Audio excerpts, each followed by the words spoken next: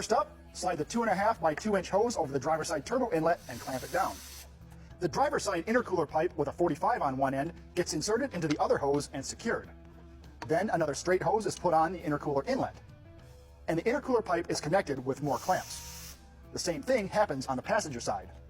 Finally, tighten up the compressor housing clocking bolts, and you are golden. TurboSmart blow-off valves and their supplied O-rings get attached to the pipes. They're a very important part of the kit to let boost pressure off the system when the throttle is closed, preventing surge. The task of running various vacuum lines to control the wastegates is accomplished at this time. This is also very important to get right. If it's connected to the wrong port, overboosting will occur. The mass airflow sensor gets plugged back in at this time, along with the 3.5 inch 90-degree outlet on the intercooler and a redesigned coolant tank bracket, so the coolant tank itself can be reinstalled with the factory hardware and hoses.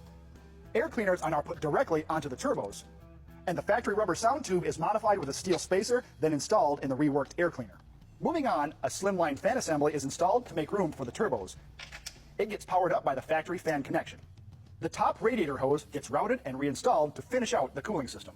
It's always a good feeling when it's time for the hose to go on the throttle body, because after the supplied inlet pipe is connected up, it means we are dangerously close to being finished up. Back under the car, a lightweight aluminum one-piece drive shaft specifically for the 2015 Mustang connects the trans to the rear end. And while we're under here, a trick 3-inch Bassani exhaust setup is installed to help quiet this boosted pony car, but still flows enough to produce over 1,200 horsepower if need be. At this point, everything can be final tightened and checked for safety. The front fascia can now be reinstalled on this vastly improved new Mustang.